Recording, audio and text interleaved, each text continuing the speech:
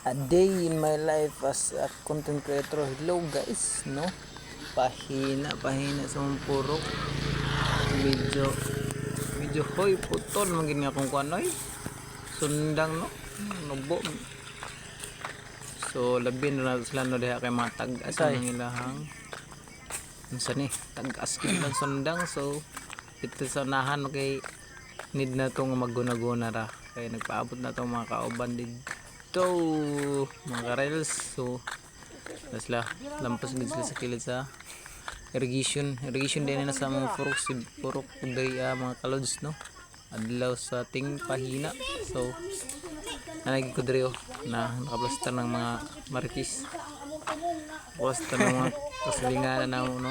Siyempre ako diha pag about plaster na tong camera na plaster na diha mga loads magplaster naralan tawanan nyo kita mo ng master kay si Samurai King ara na wala wacha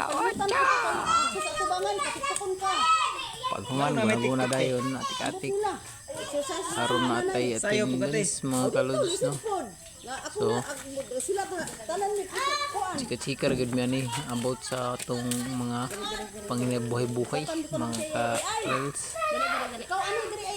Mulingaw po ko yung mata pa diri no kay business minded kay ba. Negosyo isugutan mga lods no.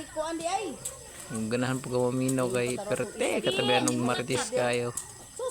Oh, dire may istorya dire na hurot nakabuking to yung baktin te. Duha pa man dong ang kuan ato. Duha pa ang booking ato. Kuha siguro kuha ng isa. Duha ka buok. Kuha ako isa. Si gaga tumulak. Baligya ko tong kuha na ko ang Pagkisa. kato ko ang mga dagko ba. Kisa ba anay bayar? Wala pa. Wala pa. Pulihan ako atong imo. Oo. Ay sulod ako sa tangkalan ay kay wala ko nagpa-kuan karon kay sus Ginoo ko uso kayo ang kuan karon sakit. Ako gyud gisulod kay pandisinder ra bagid ko nako. Ito man kanang sakit nga. Lagi tuo lagi. Bukuti to imo dito. Hoy! Ay! Ibaligya ko naman to.